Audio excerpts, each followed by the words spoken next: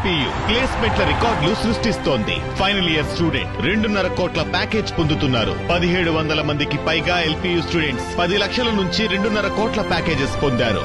విద్యా విప్లవం ప్రారంభమైంది లవ్లీ ప్రొఫెషనల్ యూనివర్సిటీలో. సీనియర్ జర్నలిస్ట్ కొమ్మినేని అరెస్ట్ కి సంబంధించి మనతో మాట్లాడడానికి అడ్వకేట్ బాల ఫోన్ లైన్ లో ఉన్నారు. బాలగారు, చూస్తున్నాం సీనియర్ జర్నలిస్ట్ కొమ్మినేనిని తుళ్లూరు పోలీసులు అరెస్ట్ చేసి తీసుకెళ్లారు.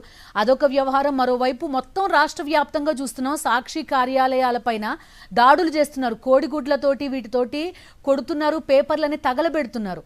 ఎలా చూస్తారు? ఇది నిజంగా ఒక రాజకీయం చేసే ప్రయత్నం కాదంటారా? ముందుగా అంటే ఫస్ట్ ప్రజలందరూ, ఆంధ్రప్రదేశ్ ప్రజలందరూ తెలుసుకోవాల్సిన విషయం ఏంటంటే, ఈ రోజు స్పాన్సర్డ్ కేసెస్ తయారవుతున్నాయా అని చెప్పేసి ఒక డౌట్ వస్తుంది మా లాంటి వాళ్ళకంటే. ఎందుకు ఈ విషయం అంటున్నానంటే, నేను కొమ్మినేని గారి అరెస్ట్ మొత్తం చూసాను. అక్కడికి పోలీసు వాళ్ళు డ్రెస్సులు లేకుండా వచ్చారు. నేను చాలా సందర్భాలలో చాలా గట్టిగా చెప్తున్నాను, పోలీసు వాళ్ళు డ్రెస్సులు లేకుండా, ఐడి కార్డులు లేకుండా మీరు ఎవరి దగ్గరికి రాకూడదు అని చెప్పేసి. అంటే పోలీస్ డిపార్ట్మెంట్ ఏం చేస్తుంది, పోలీస్ అధికారులు ఏం చేస్తున్నారు?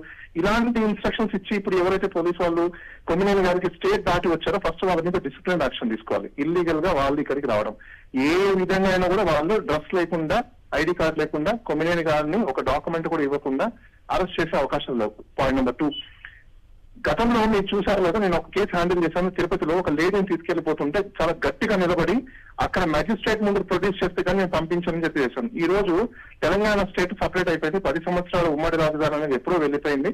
ఈ స్టేట్ వేరు, ఆ స్టేట్ వేరు. ఈ స్టేట్ లోని పోలీసు వాళ్ళు ఏ విధంగా ఈయన తీసుకెళ్లారు? దీన్ని కిడ్నాప్ అన్నామా, కిడ్నాప్ అనకూడదా అనేది ఒక క్వశ్చన్ కూడా వస్తుంది. ఎందుకంటే ఇట్స్ ప్యూర్ కిడ్నాప్. ఎందుకు అంటే ఇక్కడ మెజిస్ట్రేట్ కి ఇక్కడ పోలీసు వాళ్ళ దగ్గర ప్రొడ్యూస్ చేసి మెజిస్ట్రేట్ దగ్గర పర్మిషన్ తీసుకొని ట్రాన్సిట్ లో తీసుకెళ్లాలి. అలా తీసుకెళ్లలేదు. So it is purely kidnap. Number 2, ఇంకొకటి అంటే బాలగారు, నా ప్రశ్న ఏంటంటే, వాళ్ళు సివిల్ డ్రెస్ లో వచ్చారు కరెక్టే, కానీ ఐడి కార్డ్స్ చూపించారు, దాంతో పాటుగా ఒక కాపీ కూడా చూపించారు. అయినప్పటికీ దాన్ని లీగల్ గా చెల్లదా? నేను ఒక విషయం చాలా క్లియర్ గా చెప్పాలనుకుంటున్నా. సాక్షి టీవీ మాధ్యమం ద్వారా చూపించడం it is not an enough. Okay, they have to give me. Then procedure ఏంటి? ఇక్కడ లోకల్ పోలీస్ స్టేషన్ వాళ్ళకి ఫస్ట్ వాళ్ళ పర్మిషన్ తీసుకొని పాస్పోర్ట్ ఉండాలి. ఆ పోలీస్ వాళ్ళకి పాస్పోర్ట్ ఉందా? ఇక్కడ పోలీస్ స్టేషన్ వాళ్ళకి ఆ పాస్పోర్ట్ సబ్మిట్ చేశారా? ఆ పోలీస్ వాళ్ళు ఇక్కడ పాస్పోర్ట్ కి ఎండార్స్మెంట్ ఇచ్చి వాళ్ళకి ఎస్కార్ట్ ని ఇచ్చారా? ఇక్కడ లోకల్లో ఉన్న పోలీస్ వాళ్ళు, జూబ్లీహిల్స్ పోలీస్ వాళ్ళు వచ్చి వీళ్ళకి ఎస్కార్ట్ ఇచ్చి ఆయనను అరెస్ట్ చేసి పోలీస్ స్టేషన్ లో తీసుకొని వెళ్ళి మ్యాజిస్ట్రేట్ దగ్గరికి ఆయనను అరెస్ట్ చేశామని చెప్పేసి అని అరెస్ట్ మెమో ఫైల్ చేశారా? మెమో ఫైల్ చేసిన తర్వాత జడ్జి ఓకే చేశారా? రిమాండ్ పంపించారా? ఇవన్నీ ప్రొసీజర్స్ ఉన్నాయి. దీస్ ఆల్ ప్రొసీజర్ లేకుండా. నెంబర్ 2, నాది ఇంకొక ప్రశ్న బాలగారు, సారీ టు డిస్టర్బ్ యూ. సాక్షి కార్యాలయాల మీద దాడులు చేస్తుంటే లోకల్ పోలీస్ డిపార్ట్మెంట్ ఏం చేస్తుంది? బాలగారు, ఆయన్ని కొమ్మినేని గారిని కనీసం ఇంట్లో కూడా పోనివ్వలేదు.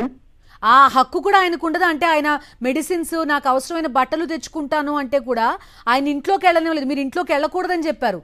ఆ అవకాశం ఆయనకు ఉండదా లీగల్ గా? ఎగ్జాక్ట్లీ, అవునండి. మీ విజువల్స్ కొన్ని చూసాను నేను కూడా. ఆయన లోపలికి వెళ్ళి నా మెడిసిన్స్ ఏమున్నాయని తెచ్చుకోవాలి అని చెప్పి అడిగినప్పుడు కూడా పోలీసు వాళ్ళు పర్మిషన్, అసలు వాళ్ళ పోలీసు వాళ్ళకి ప్రూఫ్ అంటే వాళ్ళు డ్రెస్ లో రాలేదు. అసలు నిజమైన పోలీసు వాళ్ళడానికి ఆధారం లేదు. ఐడి కార్డ్ చూపించినంత మాత్రం సరిపోదు. ఎవరైనా అఫీషియల్ డ్యూటీలో వచ్చారా, అన్అఫీషియల్ డ్యూటీలో వచ్చారా? అఫీషియల్ డ్యూటీలో వస్తే ఆయన వాళ్ళ పాస్పోర్ట్ ఎక్కడ? ఆ పాస్పోర్ట్ కాపీని కూడా అక్యూజుడికి ఇవ్వాలి. అక్యూజుడికి సంబంధించిన ఫ్యామిలీ వాళ్ళకు కూడా ఇవ్వాల్సిన అవసరం ఉంది. ఆయన అరెస్ట్ చేస్తున్నప్పుడు అరెస్ట్ మెమోని ఇవ్వాలి, ఎఫ్ఐఆర్ కాపీ ఇవ్వాలి, అలిగేషన్స్ ఏదైతే కంప్లైంట్ కాపీ ఉందో కంప్లైంట్ కాపీని ఇవ్వాలి. అండ్ సెకండ్ థింగ్, ఆయన అక్కడ ఆయన బెక్ చేసుకుంటున్నారు, ఆయన ప్రాధాయపడుతున్నారు మెడిసిన్స్ తెచ్చుకోవాలి అని చెప్పేసి. ఇంకొకటి, కొత్త బిఎన్ఎస్ఎస్ చట్టం ప్రకారము 60 సంవత్సరాలు పైబడిన ఎవరికైనా కూడా వాళ్ళని అరెస్ట్ చేయాలంటే ప్రొసీజర్ ని ఫాలో అవ్వాలి. ఇప్పుడు ఆయన 60 సంవత్సరాలు పైబడిన వ్యక్తి, ఆ విధంగా ఆయనని సీనియర్ సిటిజన్ ని రూల్స్ ని ఫాలో అవ్వకుండా అరెస్ట్ చేస్తే ఖచ్చితంగా ఆ పోలీసు వాళ్ళు ఎవరైతే వచ్చారో వాళ్ళ మీద డిసిప్లినరీ యాక్షన్ తీసుకోవచ్చు. వాళ్ళ మీద మనము పోలీస్ కంప్లైంట్ అథారిటీ అని ఒకటి ఉంటుంది. వాళ్ళ దగ్గర కంప్లైంట్ వేయొచ్చు, లేదంటే వాళ్ళు డిఐజీపీకి కూడా కంప్లైంట్ ఇచ్చే అవకాశాలు ఉన్నాయి. ఇప్పుడు జరిగే క్రమంలో, ఆయన తీసుకెళ్లే క్రమంలో ఎక్కడైనా ఏదైనా జరిగితే ఎవరు రెస్పాన్సిబిలిటీ తీసుకుంటారని కూడా పెద్ద క్వశ్చన్ వస్తుంది. అండ్ సెకండ్ థింగ్, ఏదైతే ఇప్పుడు సాక్షి టీవీ మీద అంటే రకరకాల ప్లేసెస్ లో దాడులు జరుగుతున్నాయో, ఇప్పుడు దాకా డీజీపీ కానీ, కన్సర్న్ ఐపీఎస్ కానీ, కన్సర్న్ ఎస్పీ కానీ స్పందించలేదు అంటే this is a purely created case and purely state or government sponsor case అని మనం క్లియర్ కట్ గా చెప్పుకోవచ్చు. ఎందుకంటే ఇప్పుడు మనం చూసాం చాలా కేసుల్లో టీడీపీ ఆఫీస్ కి పైన దాడులు జరిగాయని చెప్పేసి వల్లభనేని వంశీని కావచ్చు, ఇంకా చాలా మందిని కూడా అరెస్ట్ చేస్తున్నారు. అంటే ఆర్టికల్ 14 వైలేట్ చేయడానికి కోసమే ఈ గవర్నమెంట్ ఫామ్ అయిందా? ఎందుకంటే వాళ్ళ పార్టీ మీద దాడులు చేసినప్పుడు ఏదైతే అరెస్టులు చేస్తున్నారో, ఏదైతే వాళ్ళు ఇప్పుడు అరెస్టులు చూపిస్తున్నారో, మరి ఇప్పుడు ప్రజెంట్ దాడులు చేస్తున్నప్పుడు ఎందుకు యాక్ట్ అవ్వట్లేదు? అంటే ప్రస్తుతం ఉన్న హోమ్ మినిస్టర్ కావచ్చు, చీఫ్ మినిస్టర్ కావచ్చు, డిప్యూటీ చీఫ్ మినిస్టర్ కావచ్చు, లేకపోతే మినిస్టర్ కావచ్చు, డీజీపీ కావచ్చు, ఐపీఎస్ ఆఫీసర్స్ కావచ్చు, ఎవరైనా కూడా ఆర్టికల్ 14 ని వైలేట్ చేస్తున్నట్టే. ఈవిల్ కిందనో, లేకపోతే ఫేవరిజం కిందనో, లేకపోతే విల్ అండ్ విష్ కిందనో వాళ్ళ యొక్క డ్యూటీస్ చేయడానికి లేదు. దీని మీద ఖచ్చితంగా గవర్నమెంట్ స్పందించాల్సిన అవసరం ఉంది.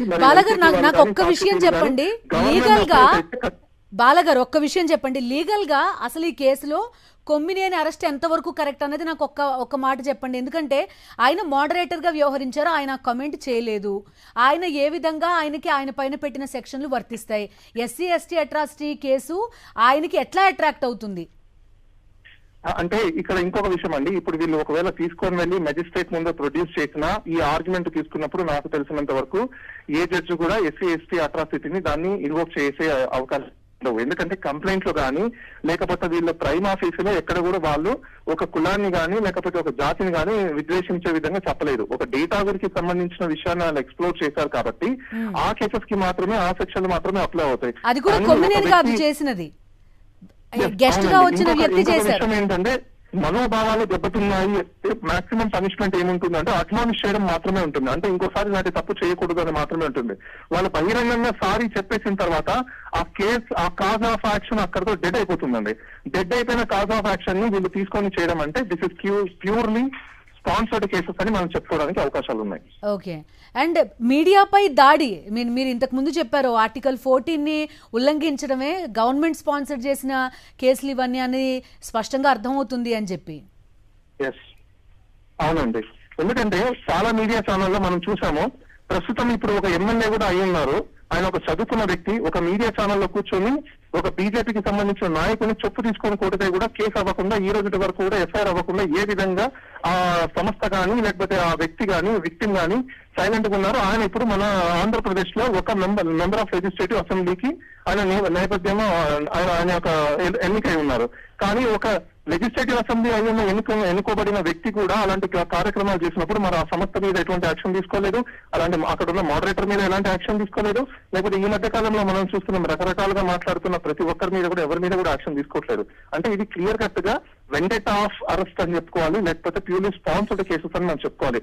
But this is very drastic and this is very dangerous to the society of state of Andhra Pradesh.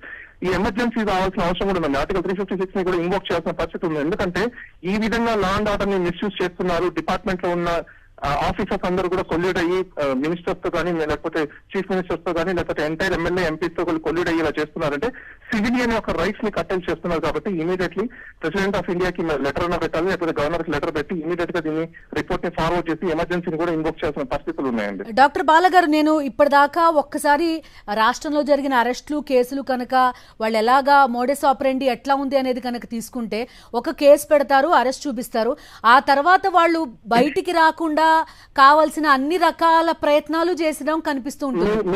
మీకు ఇంకో విషయం కూడా నేను చెప్తాను చూడండి. ఆ కంప్లైంట్ కాపీలు మీరు ప్రతి చోట మీరు కలెక్ట్ చేసి ఫోరెన్సిక్ కి పంపిస్తే ఒకటే చోట తయారైన కాపీలా కనిపిస్తాయి మీకు. ఏ కంప్లైంట్ కాపీ అయినా నా ప్రశ్న ఇప్పుడు ఈయన విషయంలో అలా కాకుండా ఉండాలంటే ఆయన ఏమన్నా చేయగలుగుతారా లీగల్ గా అనేది నా ప్రశ్న. డెఫినెట్లీ అండి, ఆయన ఒక రెడ్ ఫైల్ చేసుకోవచ్చు. ఈయన మీద ఇలాంటి తప్పుడు కేసులు ఎక్కడెక్కడైనా స్టేట్ లో వేరే డిస్ట్రిక్ట్ లో కానీ వేరే ప్లేసెస్ లో కానీ ఎక్కడైనా ఫైల్ అవుతున్నాయంటే ఇమీడియట్ గా రెడ్ ఫైల్ చేసుకుని ఆ కేసెస్ మొత్తం అన్ని ఒకటే చోటికి, అంటే అమరావతి మెయిన్ ప్లేస్ అవుతుంది కాబట్టి తుళ్ళూరుకి అన్ని ట్రాన్స్ఫర్ చేసే విధంగా మళ్ళీ అరెస్ట్ చేయకుండా ఈయన రెడ్ ఫైల్ చేసుకుని ఖచ్చితంగా ఆయన కోర్టు నుంచి ఆర్డర్స్ తెచ్చుకోవచ్చండి. డాక్టర్ బాలగారు, ఇంకో విషయం ఏంటంటే లీగల్ గా ఇవన్నీ చెప్తున్నారు కానీ పర్సనల్ గా ఒక వ్యక్తి పైన అసాసినేషన్ ఏ స్థాయిలో చేయొచ్చు, ఆ క్యారెక్టర్ ని ఏ విధంగా కిల్ చేయొచ్చు అనే ప్రచారం ఒక పక్క ఛానల్స్ వీటన్నిటిని కనుక చూస్తే మనకు అర్థమవుతుంది. దీనికి ఏంటి సొల్యూషన్ అనేది? ఒక విషయం అండి, ఇక్కడ ఈ విషయాలు చెప్పాలంటే మీడియా వాళ్ళు యూనిటీ, ఎందుకంటే పొలిటీషియన్స్ ఎవరైనా కొట్టుకోవచ్చు, పొలిటీషియన్స్ ఎవరైనా తిట్టుకోవచ్చు, కానీ మీడియా వాళ్ళ మీద దాడికి వచ్చినప్పుడు లేకపోతే మీడియా జర్నలిస్ట్ మీద దాడికి వచ్చినప్పుడు మీడియా మొత్తం ఏకం అవ్వాలి, ఏ సంస్థ అయినా కానీ ఇర్రెస్పెక్టివ్. కానీ అలా మీరు ఏకం అవ్వట్లేదు అంటే మీకు యూనిటీ లేదని చాలా క్లియర్ కట్ గా మీకు అర్థమవుతుంది ఇక్కడ. ఎందుకంటే మీరు ఒక జర్నలిస్టులు, ఆయన ఒక జర్నలిస్టు, మిగతా ఛానల్ కూడా పనిచేసే వాళ్ళు కూడా జర్నలిస్టులు. మేబీ ఈ రోజు ఈయనకు వచ్చిన పరిస్థితి రేపు వేరే వాళ్ళకు కూడా వచ్చే అవకాశాలు ఉన్నాయి. ప్రతి ఒక్కరు కూడా ఖచ్చితంగా మీడియా జర్నలిస్ట్ అందరూ కూడా ఏకమై అసలు ఇలాంటి ఒక జర్నలిస్ట్ మీద లేకపోతే ఒక మోడరేటర్ మీద ఆయన ఖండించారు అక్కడ. ఈ కర్టైల్ ఈ డిశ్చార్జ్ హిస్ డ్యూటీస్. ఆయన డ్యూటీని అక్కడ ఇలా మాట్లాడకూడదు, చెప్పకూడదు, చేయకూడదు అని కూడా చెప్పిన తర్వాత ఆయన ఎలా రెస్పాన్సిబిలిటీ అవుతారు, ఏ విధంగా ఆయన తీసుకొస్తారు? ఎందుకంటే సైకలాజికల్ డిజార్డర్ గా మనం ఒక వ్యక్తిని అసెస్మెంట్ చేయాలంటే చాలా కష్టం అండి. అక్కడికి వచ్చిన ఆయన కృష్ణంరాజు గారు ఏం మాట్లాడతారో అని చెప్పేసి ఆయనకు కూడా తెలియదు. మాట్లాడినప్పుడు మోడరేటర్ ఒక డ్యూటీ ఏంటి అంటే ఆయన స్టాప్ చేయడం. ఆయన స్టాప్ చేసేసిన తర్వాత కూడా మళ్ళీ కేసులు పెట్టారు అంటే this is purely publicity are vendetta of politics అని చెప్పాలి. వెండెట్ ఆఫ్ క్రియేటెడ్ కేసెస్ అని చెప్పుకోవడానికి కూడా అవసరం ఉన్నాయి. ఎవరైతే కంప్లైంట్స్ ఇస్తున్నారో ఈ కంప్లైంట్స్ ఇచ్చే వాళ్ళు కూడా they want be come in to the media, show them, because మేము ఫేమస్ అవ్వాలి. ఇప్పుడు నిజంగా కంప్లైంట్ ఇచ్చిన వాళ్ళైతే కంప్లైంట్ ఇచ్చేసి వాళ్ళ పని వాళ్ళు చేసుకోవాలి. మీడియాకి వచ్చి చెప్పాల్సినంత నెసెసిటీ ఏముంది? రైట్ అండి. న్యాయం చూసుకుంటుంది కదా. ఇప్పుడు పోలీస్ వాళ్ళు ఉన్నారు, లా చూసుకుంటుంది. Law will take own course, law will take care. What is the need you have to come out to the media and say something? So that is show that you want publicity. For that the reason you taken this cause of action. This cause of action is turn into the FIR. Right Bala ఇది ఇక్కడ clear గా మనకు అర్థమవుతుంది. Right అండి doctor Bala గారు, thank you.